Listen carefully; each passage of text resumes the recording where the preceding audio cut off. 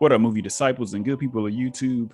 I go by Brian, sometimes more formerly known as Movie Messiah or the Movie Messiah, whatever you want to call it. You know the channel. And as always, I'm joined by, or with whatever. My sister's here, Brittany, and this is our review for the challenge Spies, Lies, and Allies, season 37, episode 2. Did a lot happen this episode? Kind of like last episode, was kind of blah. You know, you might be kind of, I start thinking why this is not, I don't say blah, but it's kind of like, It's because so many new people on here that I've never seen any of these people before on any other shows or never heard of some of these shows. Like, I didn't know Warsaw even had a shore. That's where Gabbo's from. So I'm like, he's living the American dream now. Pretty much 12 Days of Christmas. Like, no background. Where's 12 Days of Christmas airing? What network, what streaming is that on? Yeah, I don't know. I don't even know what it is. Like I said before in the other episode, the only one I knew is Kelz from Too Hot to Handle, and I came across that. And I think he was on something else, and that's why he did so familiar. But everybody else, beautiful people, I don't know y'all, so I guess we'll get to know you. But yeah, they have no background story, so I guess we really can't relate to them unless you really the vets. Some of them vets, not really vets to me, but I guess I'm only rocking the third one. And Ed, no, the only person I really knew was Ed. And I think I was tired last week. And I said he's from like the Yeehaw, but he's nowhere near from the country. He's from Philadelphia. Yeah. My goofy ass mistake. Sorry, Ed. Dang. And yeah, like you said, there's no backstory, so we can't really relate. And I think that's what we're kind of missing. Like, we're missing the whole feeder system of what used to be the real world, where you see people and like, oh, okay, they got to be on the challenge soon. You see them, oh, I remember from the season, they should be good. Now it's a bunch of new people, and I guess it makes sense, making it more international with the diversity, pulling everybody in from different places, making the game more global. That's cool. So, it's trying to adapt and figure out who is what and why should we care. And certain people I definitely don't care about, like old girl Lauren. Do you remember who Lauren is? She was Josh's partner. That's why Amber Black came through. Amber B, aka Amber the Champion. Can't call her Amber. I'm not calling Amber Black anymore. She's Amber Champion. That's what I'm calling her now. Yes. The winner. I'm not gonna lie, I don't remember. She disappeared very fast. Yeah, I'm like, we saw her briefly when she picked Josh, and they had the picture up, and I was like, who's that person in the pink walking by? I saw somebody in some tights, and I was like, who is that? And then that was like episode 1 or maybe 0, I don't know, but I remember seeing like, who is that? I don't remember who that is. And then seeing this episode, and I was like, yeah, she's your partner had to leave. They didn't say her name. You just say they edited it out and said your partner had to leave. And I started looking, I found out it's allegedly on Twitter. The news was there was a bunch of stories that came out that Lauren supposedly said something wild, reckless, and probably racial to Anissa. So she got the boot, and then but they won't say I'm racist to Anissa. Yeah, they won't say anything what she said. So I'm like, this sucks. I really want people to. I want to know the behind the scenes. I want to get into the nitty gritty of what she actually said. Yeah, because there's like stories from like I think us. Was it Us or People? It might have been a bunch of the magazines that popped up on Twitter late last night, early this morning. I was like, oh, that's why she's not here. So I'm like, yeah, new people coming in can't realize that they leave so quickly because they edit them out. That's why we didn't see her in episode 0 or episode 1, because she was out here slinging, calling people moon crickets and jigaboos and big old coons. Allegedly. Take your cool yourself out. We don't want you anyway. She said she was they didn't even really do a depressed. flashback. Yeah. So I knew they didn't care about her. Usually they'll show a flashback of them packing their bags and leaving. They were like, yeah, we don't care for you. And I don't remember her face, so sorry, not sorry. I thought she was just boring. But well, that's probably why she didn't get enough camera time. So you're out of here. So yeah, new people trying to figure out everything, and this episode was all right. Like It really didn't have nothing. It was more gossipy stuff and relationships and stuff like that. I'm trying to get to the real meat and potatoes. It was more of just people loving on each other. Pause like Ashley and Nelson, which was random because You're the forgetting last the other person. It's a love challenge, triangle now. We have Berna, aka Miss Cirque du right? Soleil. She wasn't even trying to be in it, but yeah, I guess. Nelson was Isn't pulling that her her? in it. Yeah, I'm like, I was just like, I mean, who was it? They already said it. Like Ashley's toxic. We all know how she is. She's crazy. A little skit. So if And you're Nelson's gonna be terrible involved with her, relationships. My just quote of the week was, I think Ashley was like, I know Nelson's not getting in relationships, but I think I'm catching feelings or something like she says so along those lines. That was not my best quote of the week, but it wasn't really, memorable quotes for myself. But her saying that, so I'm like, he sucks relationships. And also, you're kind of trash relationships because she was just on a relationship show that came out, I believe, sometime this year. So and now you're getting jealous. Like now you got the liquor in you, and you out there losing your mind and turn to actual quote of the week from Devin. He goes, "You take my quote. Go ahead. You got it. Let's see if we got the same one." When he said her name shouldn't be Ashley Millionaire Mitchell, it should be Ashley Meltdown Mitchell because she has more meltdowns than cash. Yeah, because she probably doesn't have that $1 million anymore. If she does, good job in her investing. Oh no. That's the actual quote of the week. Like brought to you by Brittany, but that's definitely the quote of the week because she out there losing her mind and Nelson pulling Berna in.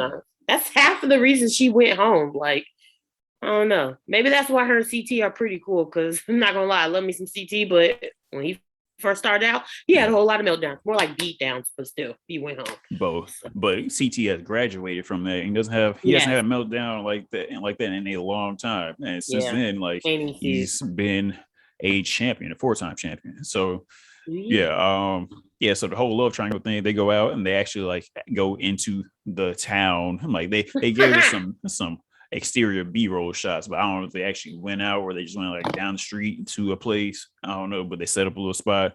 COVID kind of sucks everything. Club, you can't be out with the actual people now, so still everybody in there talking amongst themselves. So they're not in the greenhouse like they were last season. At least they're in a club. Yeah, I was really excited. I was like, all right, they're going to the club. Then I saw there was nobody there. I'm like, dang, y'all didn't get a bartender. Like, so we're still in a Rona club.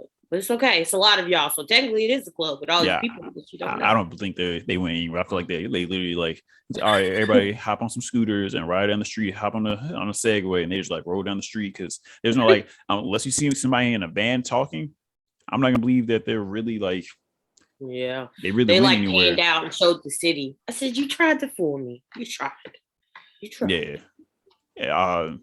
And then, before, way earlier, we got introduced to Ed. We, was breaking himself down.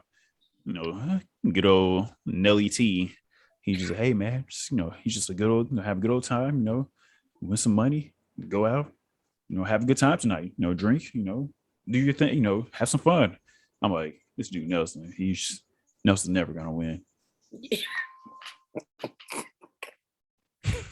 Love the guy. He's never going to win. I didn't want to show my face. Nelson, I didn't say that. That was my brother. I'm not gonna lie though. Back behind, that's what I always think. I really like Nelson, but I'm just like, yeah, you're just not gonna make it. And if you make it to a final, I'm gonna be very happy. But most importantly, I'm gonna be shocked. I love you, Nelson, but it's just like, I don't know. He's always gonna be a layup, kind of, and not because he sucks, but because he can be taken out. And I don't trust Betsy, so I don't know. Dang, no. Whatever she said. Anyway, I'm sick to what I said. Not in my notes. So yeah, they do that, and then he's over there talking to Berna, which I don't blame him. She looks pretty cute. Yeah, she's probably flexible. She was in the circus, so she's bendy. I'm assuming, but also, Berna might not be that good of a competitor. I expected more out of her about the challenge, with the challenge, her and CT. Like, I expected her to be like hanging out the thing, like, oh, like it's nothing to me, just like toss them out the window because she used to like. I would think, unless she didn't do that in the circus, I need to break down what she did. in the circus. I thought she'd be out there leaning like, it's nothing. I love being in the air. And her like tossing CT and like CT still should have great hands because he's just a great athlete. So yeah, I don't see how much longer Burner is gonna stick around. But I feel like CT is like playing the waiting game, just paying attention like what's going on. But yeah, so Burner's pulled into that, and then after they leave there, because Ashley's seeing that, and of course Ashley's losing her mind, and they're going back and forth. Because earlier in the episode, we see Nelson was like, "Hey, I know I'm laying at and getting in bed too at night sometimes." And then, of course, he went in there, and boom goes the dynamite, I guess. And yeah, so talking about the mission, the heli heist. You got to take some, I don't know what the hell TJ was calling them. Pretty much you're tossing bean bags from the helicopter into the bag. Jewel bean bags. Get some jewelry into the bean bags, and you got to run and collect the most and then run across. I feel like they'll get blown up.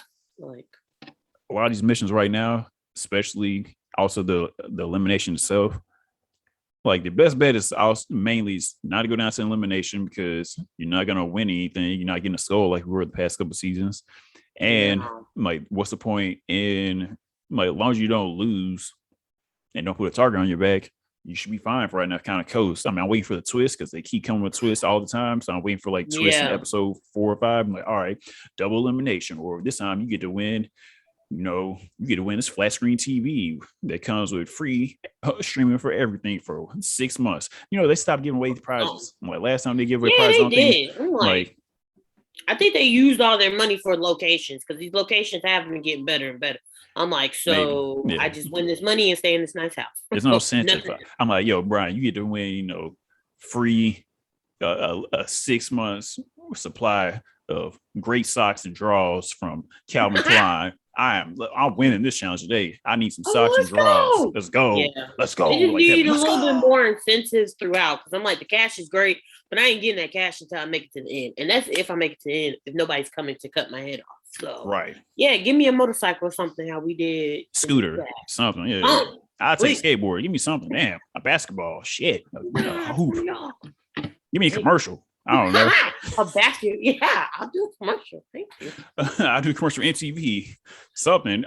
So yeah, there's not really that much incentive. So I really didn't know like who I was really just paying attention to and really rooting for. I was like, who did pretty good? And leading before that, we saw Fessy and Esther sitting down chopping it up. And I was like, are they gonna do good? Are they gonna do crap? And they was having a conversation. I was like, Esther might be one to look out for. And sure enough, she was out there chucking them things. She was out there rocket from. And he was like Patrick Mahomes. Hand-eye coordination. It was just chop. And of course, Fessy hate his guts, but he was catching really almost everyone. Like, yeah. Play tight end. What, he did play football? Yeah, he played tight end. I'm like, he has hands. So I wasn't. I'll give him that. That wasn't unexpected from him. I expected everything. I just didn't know how well she'd be able to toss it into the thing. I mean, Corey had a different strategy. He had girl. I can understand where he was coming from. It was okay. I didn't think that was best. I don't know, but I did. But she still had to like carry that shit and run across the line. So it was like, it was over. His partner was Tracy, right? That's who his partner was. It was Bettina. He was one of them skinny. Is that one that laugh? Bettina. There we go. Yes, Bettina. Yeah. Yes. He started laughing like, are you really okay? Yeah, so it comes down to Katie and Emmanuel. And then they were doing pretty good too. Yeah, that's the one I really paid attention to. He's kind of running. Super fast. Like he's a low-key sleeper. I mean, he was on Survivor, right? So he was. He knows what he's doing a little bit. And so Amber and Fessy win. So I didn't want that because damn sure didn't want Fessy in power. Shit, I didn't want Casey in power. So either way, we were screwed. Either way. So of course, big brother in the powerhouse. Josh and Fessy, they target Kelz. And one, he's a rookie. And two, he looks like a formidable opponent. The man is at least good 6'4", and he's built like a damn Terminator. So you gotta target him. And I was like, dang, like not Kelz, man. I'm like, kind of like him. I like Kelz. I like him a lot. I already kind of saw it coming because, like you said, he is enormous and he's built in. Like he looks like he's gonna kill it.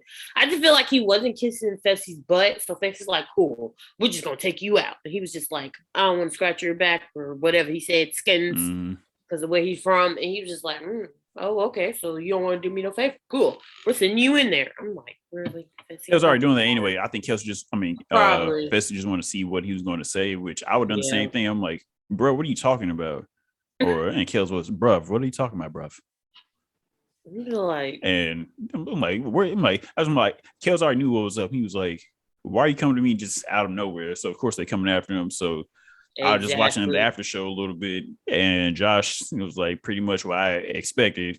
Made up some BS. Kelz didn't talk to nobody, and Kelz. I hate Josh so much. Damn Big Brother, his Survivor people came over. He was like, "Hey, I want to do this to you. I want to talk. Pull it up, put you on the spot or anything and target you." But I'm just saying, but I'm gonna do it. I heard you've been making promises to the rookies and the veterans, bringing everybody to the final, to the challenge. I'm like, nobody's done that since Fessy. All right, nobody's making promises to anybody. So I don't think Kelz did that at all. I love Kelz like, well, this is awkward. Right, he was funny. He's like, Tori, did I make it with you? Did I make it with you? Priscilla. Bruh. I love it because he had like evidence. He was like, Josh, everybody knows you're not tactical. Like, you would be the last one to know anything. I'm like, dang, even knows you're the goo. Like, you're not that smart. Like, you're not gonna make it. Like, you're a fool. And Josh's like, oh, okay. Well, okay, but everybody's looking like facts. This is true. And this is Devin's part of the team, Big Brother. He was like, you kind of like helping him. He was kind of helping Josh at the same time. He was like trying to give Kelz the outs. I feel like put target from else's back. This is what you're here for. But Kelz like a big bad dude. He was like, all right, whatever. So he kind of knew what the deal is. And he had to go down to elimination. So we got the elimination, and then they vote in. They vote in Emmy, because Emmy had a meltdown, which it makes sense to me. She talked big last week. It was in the deliberation, talking hot fire, and then she started crying her eyes out. Like, we suck. I was like, yo. Yeah, she's doing a lot, even during her little knowing she's about to go into elimination. I'm like, you're crying.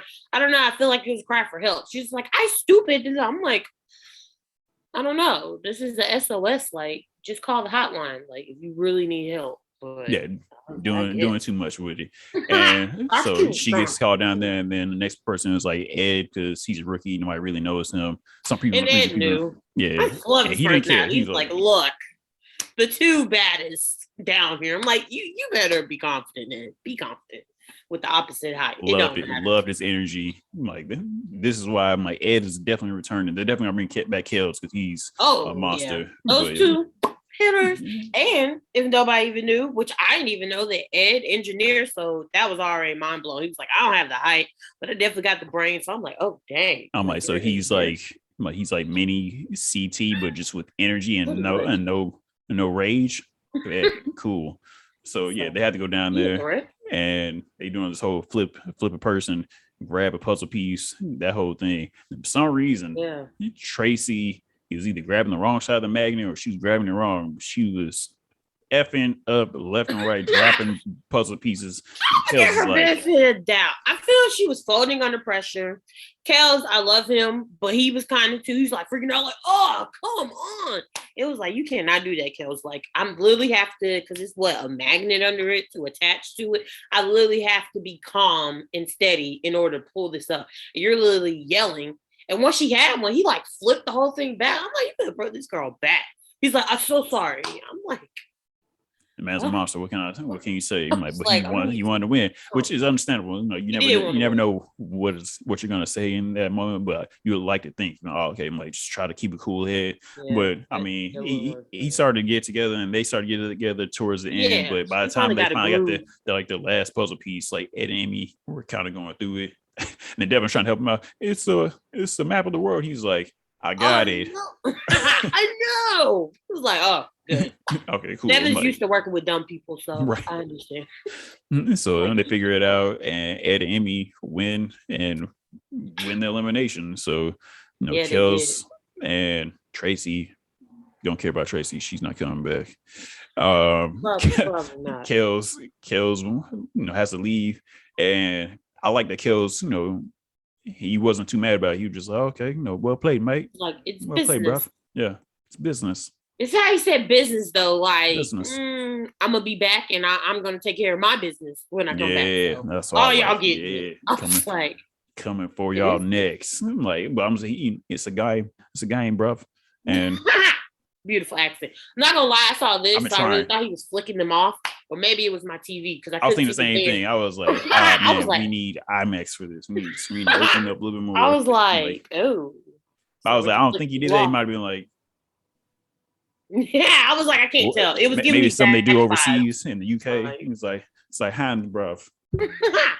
I was like, maybe he's waving, but I'm gonna need y'all to really like pan that out so I can see the hands because I thought he was like F all of y'all. I was like, oh.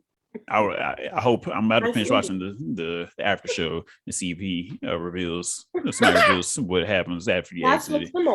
But yeah, I mean that was pretty much essentially the episode. So, challenger of the week is Esther. She won her first Nigerian on the challenge to win. I mean, I would say that. She the better. I kind of had another one in the back of my mind, but I do love Esther. She had that first Nigerian challenge win ever. Who you got? Ed. I mean, I think he was easily underestimated. He's short, all that. He's new. He just I don't think he's down there. He might be short, but he looks like the effing Wolverine. Yeah, he is. He's really big. If he could actually was like, hey, you want to be Wolverine? Because Wolverine is like 5'7", 5'8", big and bulky. Let's do this. Past you. Yeah, he is bulky, so I think that it helps him out, kind of balance out. He might not be that short, but he might be shorter than the other people. Because I feel like him and Corey might be close to the same height.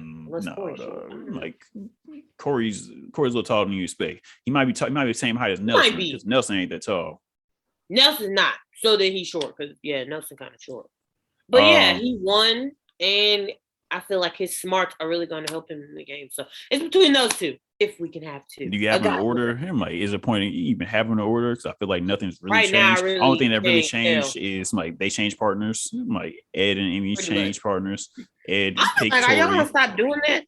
Because this change of partners kind of messes it's smart though. Like Ed picked Tori because he knows she's pretty solid, and he doesn't have to target on his back anymore because she's a veteran. Yeah. And then Emmy picked Devin, and if she's smart, she knows that Devin has some type of alliances and he's a veteran.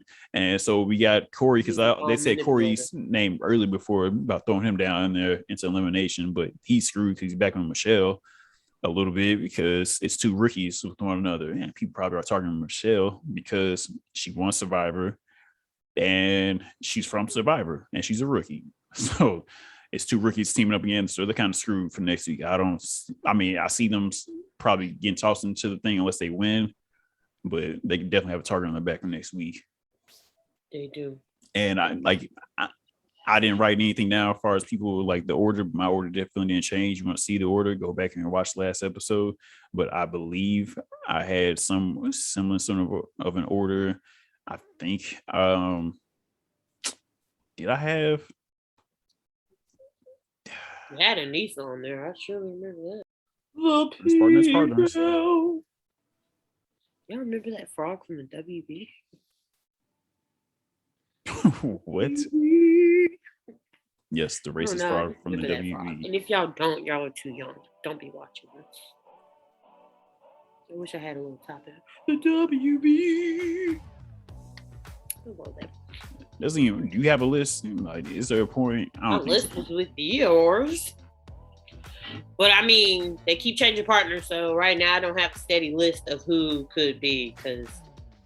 Yeah, I mean essentially it's like won this challenge. Nissan Logan is like top 3 for me. CT and Burner is in the top 3, and then I might have added someone because honestly, Fessy and Esther weren't on the list. I don't think.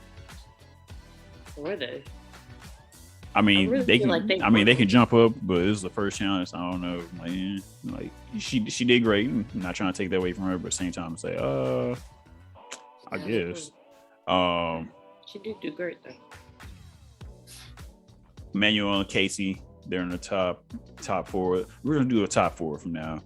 They're in the top 4, and call it the Quattro. And I name everybody. So we have CT Burner, Anissa Logan, Emmanuel Casey, CT Burner, and I guess we need a fourth one. Who did I say last week? I forgot it. I guess with the Fessy and Esther, maybe my thing did change. I don't try to figure out how to edit that out or not. That's our semblance of the top four, the quattro for right now. The quad.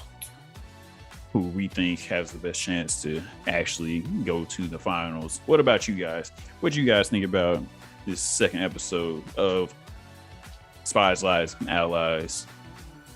For me, it was something to watch. We'll get into nitty gritty soon. I don't want to talk about this too much longer. If you guys enjoy what you see here, make sure you guys hit that like, share, subscribe, and notification bell. And make sure you guys follow us on social media. Probably should say that off top. Whatever. I just want to dive right into it and get down with it. Also, I'm promoting this, but I probably should work for The Ringer. Johnny Bananas has his own podcast as part of The Ringer. It's called Death, Taxes, and Bananas. You can find that on any of your podcast sources. So Johnny Bananas is recapping the challenge himself. So check that out. I listened to first episode. It's bananas being bananas. But do what you want to do. Hope you guys enjoyed checking this out. Like TJ says, hopefully we'll see you sometime in the future. For my sister Brittany, I am Brian. Movie Messiah. Base 5. Let's ride.